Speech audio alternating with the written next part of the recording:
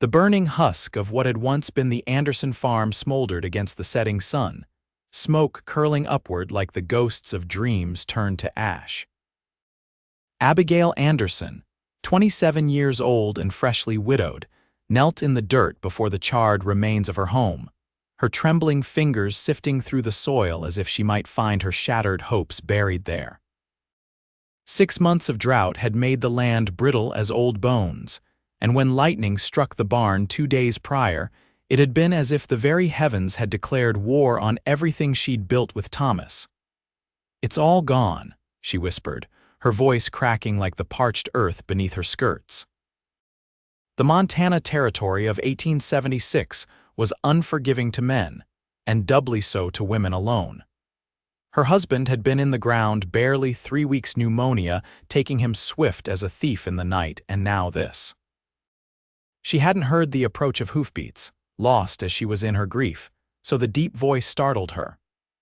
"Madam," Abigail turned, squinting against the low sun to see a tall figure on horseback. The stranger dismounted with an easy grace that spoke of years in the saddle. As he approached, she could see he was perhaps 30, with a weathered face that had seen its share of sun and hardship, yet his eyes were kind beneath the brim of his dust-covered hat. "Appears you've had some trouble," he said, removing his hat to reveal sandy blonde hair. "Yeager Rowe," he introduced himself with a respectful nod. "Just passing through when I saw the smoke." Abigail pushed herself to her feet, suddenly aware of her tear-streaked face and ash-covered dress. "Abigail Anderson," she replied, straightening her shoulders despite the weight of despair. "This is my farm." The cowboy surveyed the devastation, his eyes taking in the charred timbers of what had once been a modest farmhouse, the collapsed roof of the barn, the scorched fields beyond. "Lost my husband last month," she added, not knowing why she was telling this stranger her troubles. "And now this. I haven't even had time to harvest what little the drought left us." Yeager stepped closer, his gaze sweeping over the ruined homestead with a practiced eye. Then he looked back at Abigail, taking in her determined stance despite the devastation all around her. "Mrs. Anderson," he said, his voice carrying on the evening breeze as he knelt beside her and picked up a handful of the dirt she'd been sifting through. He let it fall through his fingers before standing and looking directly into her eyes. "We'll build it back together." Abigail stared at him, bewildered. "I beg your pardon, we don't even know each other, Mr. Rowe." "No, madam, we don't," he agreed, setting his hat back on his head. "But I know what it's like to lose everything, and I know no one should have to rebuild alone." He gestured to the horizon. "Was heading to Helena for work, but I reckon work's found me if you're willing." "I can't pay you," she said bluntly. A small smile touched his lips. "Wasn't asking for pay. Just room and board once we've got a roof overhead again." "Why would you do this?" Suspicion edged into her voice. Men didn't offer help without expecting something in return. That was a lesson life had taught her well. "Because someone did the same for me once," he answered simply. "And because it's the right thing to do." Abigail studied him, searching for deceit and finding none. With a slow nod, she extended her hand. "I have a tent in the wagon. It's not much, but it's shelter." Yeager took her hand, his grip firm but gentle. "Then we've got to start, Mrs. Anderson." "Abigail," she corrected. "If you're going to help rebuild my life, you might as well use my name." "Abigail it is," he agreed with a nod. "And you can call me Yeager." As the last light faded from the sky, Abigail led him to the wagon she'd managed to save from the fire. It was loaded with the few possessions she'd salvaged, some clothing, cookware, a Bible, and the tools Thomas had prized. "We'll start in the morning," Yeager said, helping her set up the tent. "First light." True to his word, Yeager was up before dawn. Abigail emerged from the tent to find him already clearing debris, separating salvageable timber from the burnt ruins. "Good morning," he called, pausing to wipe sweat from his brow. "Hope you don't mind me getting an early start." Abigail shook her head, still not entirely certain what to make of this stranger who'd ridden into her life like an answer to a prayer she hadn't dared to voice. "I've made some coffee," she offered, gesturing to the small fire she'd built. "It's the least I can do." They worked together through the morning, clearing away the worst of the burnt rubble. Yeager seemed to have an intuitive understanding of what needed to be done, and Abigail found herself following his lead. "You've done this before," she observed as they paused for a midday meal of cornbread and dried beef. Yeager nodded, chewing thoughtfully. "Grew up building. My pa was a carpenter before he took to ranching, taught me everything he knew." He gestured toward the foundation of the house, which had somehow survived the blaze. "Your foundation's solid. We can rebuild on it, save ourselves some time." "My husband built it," Abigail said softly. "He was so proud when we finished this place 3 years ago." She looked away, blinking back tears. "We came west from Pennsylvania with such dreams. Dreams don't die with the people who shared them," Yeager said quietly. "They just need new hands to build them." The days stretched into a week, and a routine formed between them. They would rise with the sun, work until its heat became unbearable, rest during the hottest part of the day, then resume until dusk. In the evenings, they would sit by the fire, sharing sparse conversation that gradually grew more comfortable. Abigail learned that Yeager had been orphaned at 16 when a flash flood took his parents' ranch in Texas. He'd been working cattle drives and odd jobs ever since, drifting from place to place without putting down roots. "Why Montana?" she asked one evening as they watched sparks rise to meet the stars. "Heard there was opportunity here," he replied, poking at the fire. "Less crowded than Texas. Thought maybe I'd find a place to start over." Abigail studied his profile in the firelight, seeing beyond the stoic exterior to a loneliness that mirrored her own. "And have you found a place, I mean?" Yeager's eyes met hers across the flames. "I'm beginning to think I might have." The following day, they began framing the new house. Yeager had ridden to the nearest settlement and returned with a wagon full of supplies, paid for with money he insisted was just sitting in my pocket anyway. "I can't accept this," Abigail protested when she saw the lumber and nails. "Consider it an investment," Yeager replied, already unloading the wagon. "In both our futures. You said you had some land that could be planted come spring. I've always wanted to try my hand at farming." Abigail wanted to argue further but found herself oddly touched by his persistence. No one had looked out for her like this since Thomas fell ill. Working side by side, they raised the frame of the small house. Yeager was patient, showing Abigail how to measure twice and cut once, how to drive a nail true with 3 strikes. She was a quick study, her determination making up for what she lacked in experience. "You're a natural," Yeager commented as she finished securing a crossbeam. "Your husband would be proud." Abigail paused, hammer in hand. "Thank you for saying that. Sometimes I worry I'm betraying his memory by." She gestured vaguely at the new construction, so different from the home they had built together. "By surviving?" Yeager asked gently. "By refusing to give up. I didn't know the man, but I can't imagine he'd want anything else for you." That night, as a sudden summer storm rolled across the plains, they huddled in the tent, listening to rain patter against canvas. It was the first significant rainfall in months, and Abigail couldn't help but see it as a good omen. "Rain brings new growth," Yeager said, echoing her thoughts. "Washes away the old and makes room for what's to come." Abigail nodded, acutely aware of his proximity in the small space. "Thomas used to say that too. He loved the rain." "Tell me about him," Yeager said, settling back against his bedroll, "if you don't mind talking about it."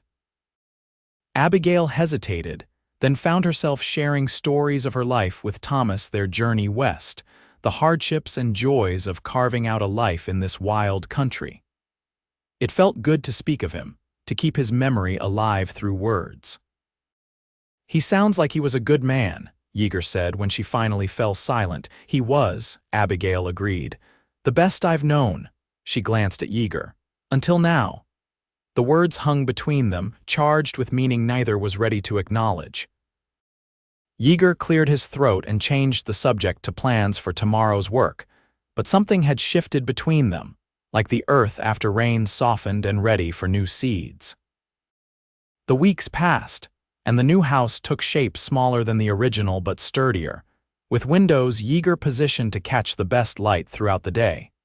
They rebuilt the barn next, with improvements Yeager suggested based on his ranching experience.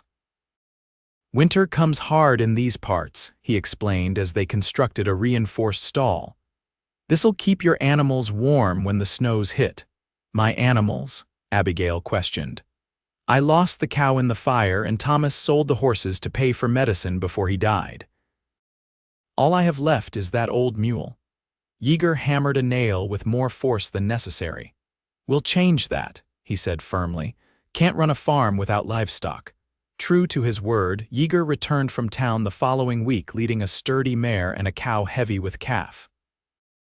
When Abigail protested the expense, he simply shrugged. "Got a fair price. Fellow owed me a favor from years back." Abigail suspected there was more to the story but didn't press. She was learning that Yeager Rowe was a man who spoke through actions rather than words. As summer gave way to early autumn, the farm began to resemble a working homestead again. They dug a new well closer to the house, repaired fencing, and prepared fields for spring planting. Neighbors who had kept their distance either from respect for Abigail's mourning or discomfort with a woman alone began to visit, bringing preserves and bread, staying to admire the improvements. "You two have accomplished miracles," Mrs. Thornton, the shopkeeper's wife, remarked one afternoon. She had ridden out with her husband to deliver mail that had been sitting in town. "When we heard about the fire, we thought for certain you'd have to sell up and move back east." "I considered it," Abigail admitted, pouring coffee for their guests. "If not for Mr. Rowe's help, I might have had no choice." Mrs. Thornton's eyes darted between Abigail and Yeager, clearly curious about their arrangement but too polite to ask directly. "Well, it's fortunate he came along when he did." Later, after the Thorntons had departed, Yeager found Abigail sitting on the new porch steps, watching the sunset paint the distant mountains gold. "They think we're improper," she said without preamble. "Living out here together, unmarried." Yeager settled beside her, leaving a respectful distance between them. "Does that bother you, what people think?" Abigail considered the question. "It should," she finally said. "That's how I was raised, but after everything Thomas, the fire, it seems such a small thing to worry about." "Still," Yeager said carefully, "I could make camp down by the creek if it would ease your mind. Now that the house is finished, there's no need for me to stay so close." "No," Abigail said quickly, surprising them both with her vehemence. "That is, there's still so much to do before winter.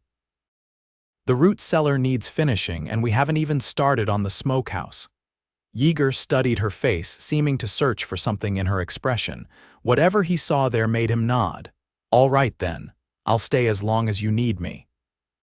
The first frost came early that year, silver coating the grass one October morning. Abigail woke to find Yeager already stoking the fire in the small stove he'd installed in the new house. "Thought you might appreciate a warm place to dress," he said, heading for the door to give her privacy.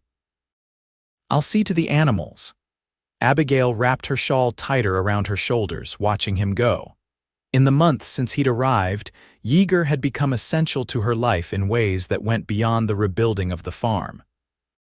His quiet presence, his unwavering support, they had become the foundation of her days, as solid as the walls he had helped her raise. That evening, as they sat before the fire sharing a meal of rabbit stew, Abigail found herself studying Yeager's face. The flames cast shadows that emphasized the strong line of his jaw, the thoughtful set of his mouth. She had been so consumed by grief and survival that she hadn't allowed herself to notice how handsome he was. "Is something wrong?" Yeager asked, catching her gaze. Abigail shook her head, embarrassed at being caught staring. "I was just thinking about how different things would be if you hadn't come along that day." "Different for us both," Yeager agreed. He set his empty bowl aside and leaned forward, elbows on his knees. "Abigail, there's something I've been meaning to talk to you about." The serious tone of his voice made her heart quicken. "Yes, winter's coming on fast. Once the snows hit, I won't be able to make it into town easily."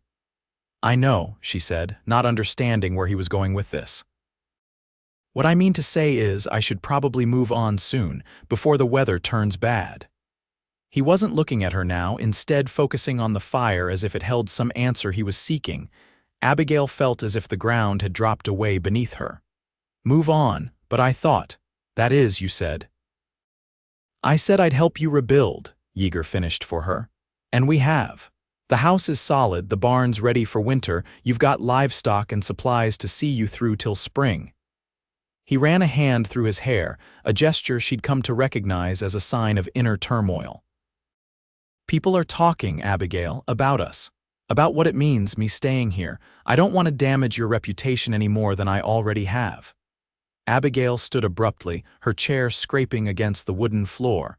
My reputation, is that what you're worried about? Among other things, Yeager admitted, rising to face her. I've grown. Fond of you, Abigail, more than fond, and that wasn't part of our arrangement. The confession hung in the air between them, both terrifying and thrilling.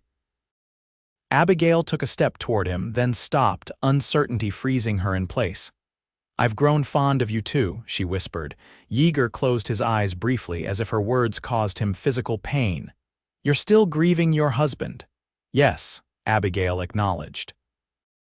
Part of me will always grieve Thomas, but that doesn't mean there isn't room for. She trailed off, unable to find the right words. For what? Yeager pressed, his voice low and urgent.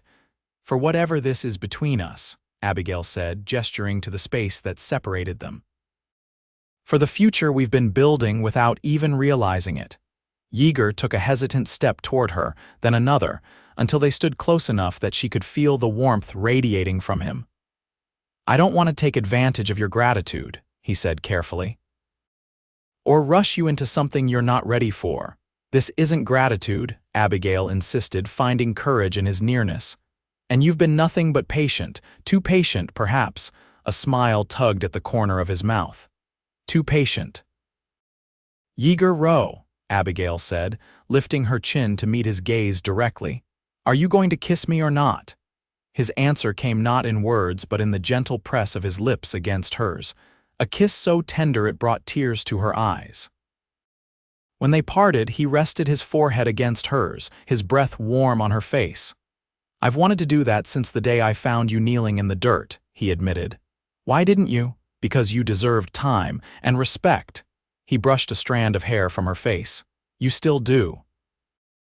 That night changed everything and nothing. Yeager still slept in the small lean-to attached to the barn, still maintained a respectful distance when others were present. But there was a new ease between them, an understanding that what they were building went far beyond timber and nails. As November turned the world brittle and gray, they settled into domestic rhythms that felt at once novel and familiar. Yeager would rise first, tending the animals while Abigail prepared breakfast. They would work together through the day, he splitting wood or mending tools, she preserving the last of the garden's yield or sewing heavy curtains to keep out the winter drafts. In the evenings, they would sit before the fire, sometimes talking, sometimes in comfortable silence.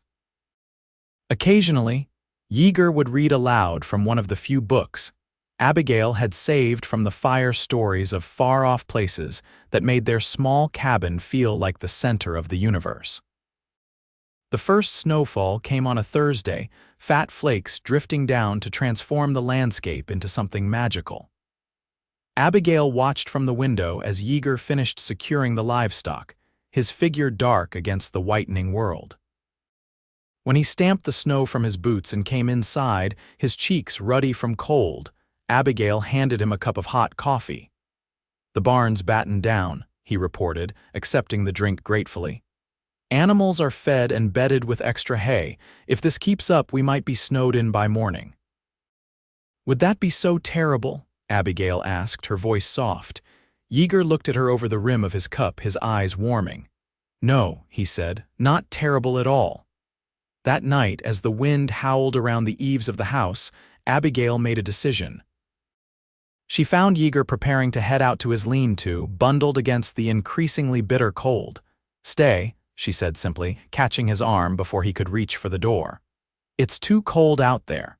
Yeager searched her face, understanding the invitation for what it was. "Are you certain?" In answer, Abigail reached up to touch his face, tracing the line of his jaw with gentle fingers. "I've never been more certain of anything." Later, as they lay together in the darkness, the heat of their bodies a shield against the winter chill, Abigail listened to the steady rhythm of Yeager's heartbeat beneath her ear. "I never expected to find happiness again," she confessed to the darkness. "After Thomas died, I thought that part of my life was over." Yeager's arms tightened around her. "Life has a way of surprising us," he murmured into her hair, "sometimes with tragedy, sometimes with joy. And sometimes with cowboys who appear out of nowhere," Abigail added, pressing a kiss to his chest. "Not nowhere," Yeager corrected. "Texas by way of Kansas, Colorado, and half a dozen places in between." Abigail propped herself up on one elbow to look down at him. "All that wandering and you ended up here. Do you ever regret it? Stopping to help a stranger instead of continuing on your way?" Yeager tucked a strand of hair behind her ear, his touch reverent. "The only regret I have is that I didn't find you sooner." The days of winter passed in a peaceful rhythm, the small house a warm haven against the Montana cold. They married on Christmas Day, with Reverend Fletcher making the treacherous journey from town to perform the ceremony. The Thorntons served as witnesses, Mrs. Thornton bringing a wedding cake she'd baked despite the scarcity of sugar. "Never seen a happier couple," the Reverend declared as they signed the marriage certificate. "Proof that the Lord works in mysterious ways, bringing you two together through such tragedy." "Yes," Yeager agreed, his eyes never leaving Abigail's face. "Mysterious ways indeed." Spring came late but glorious, the land bursting into life almost overnight.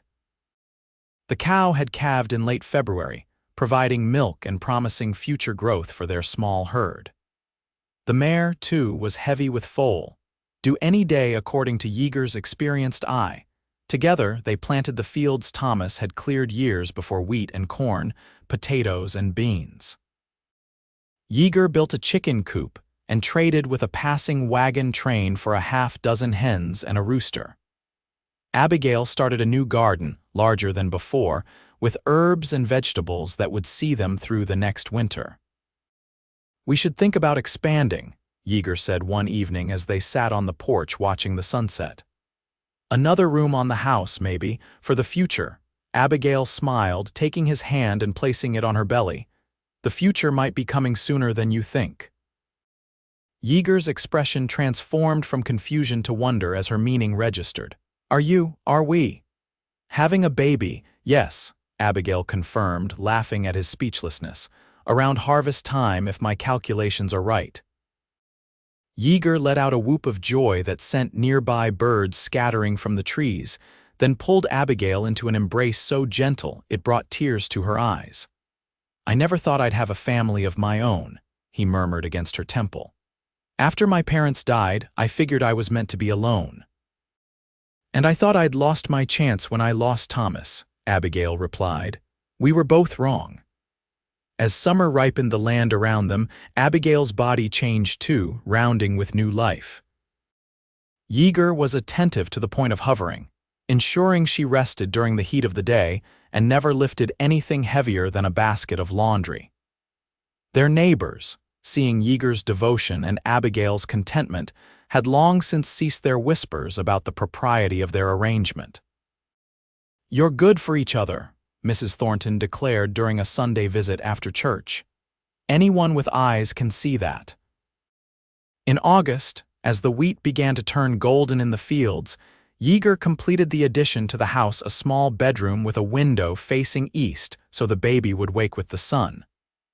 "My father always said morning light shapes a good character," he explained as he hung the curtains Abigail had sewn. "Your father sounds like he was a wise man," Abigail observed, arranging the handmade cradle Yeager had crafted from oak salvaged from their first home. "He was," Yeager agreed, stepping back to admire their handiwork. "He would have liked you." "Said a man should find a woman who challenges him to be better than he is." "And have I challenged you?" Abigail asked with a smile. Every day, Yeager assured her, drawing her into his arms, in all the best ways. Their daughter arrived with the harvest moon, a robust baby with her mother's dark hair and her father's clear blue eyes. They named her Hope, for what she represented to them both. "She's perfect," Yeager whispered, cradling his newborn daughter with hands that had built their home, worked their land, and held Abigail through joy and sorrow. Just like her mother, Abigail, exhausted but radiant, reached up to touch his face. "We're a family now, Yeager, a real family." "We've been a family since the day I found you kneeling in the dirt," he corrected gently. "Hope is just the newest member." As autumn painted the world in russet and gold, the Anderson Rowe farm stood as a testament to resilience and renewal. The harvest had been bountiful, the storehouse full for winter. Yeager had begun construction on a proper ranch house to replace their modest cabin, planning for a future that now stretched before them, rich with possibility.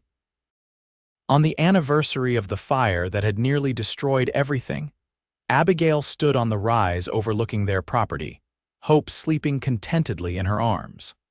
The new buildings gleamed in the late afternoon sun, smoke curling peacefully from the chimney, livestock grazing in the fenced pasture. She felt rather than heard Yeager approach, his arm sliding around her waist as he joined her vigil. "Quite a view," he remarked, dropping a kiss on their daughter's downy head before pressing another to Abigail's temple. "Quite a year," she replied, leaning into his strength. "Any regrets?" He asked, his voice holding a note of seriousness beneath the casual question. Abigail turned to face him fully, studying the face that had become as essential to her as breathing. "Only that we lost so much before we found each other," she answered honestly. "But then, perhaps we had to lose everything to recognize what really matters." Yeager nodded, his eyes reflecting the same hard-won wisdom that had brought them through grief to joy. "From ashes to abundance," he said, gesturing to the thriving farm below them. "Not a bad journey." "And it's only just beginning," Abigail reminded him, smiling as hope stirred against her shoulder. "We have a lifetime ahead of us." "A lifetime," Yeager agreed, taking her free hand in his. "Together." As the sun dipped below the horizon, casting long shadows across the land they had reclaimed from devastation, Abigail thought of the woman she had been a year ago, broken, despairing, certain that all was lost. She thought of the man who had appeared like an answer to an unspoken prayer, offering not just help but hope. "We'll build it back together," he had promised, and they had not just a farm but a life, a love, a future neither had dared to imagine in their darkest hours. And standing there, with the weight of her child in her arms and the warmth of her husband beside her, Abigail knew that some losses, painful though they might be, were only the beginning of something stronger, something enduring, something built to weather whatever storms might come.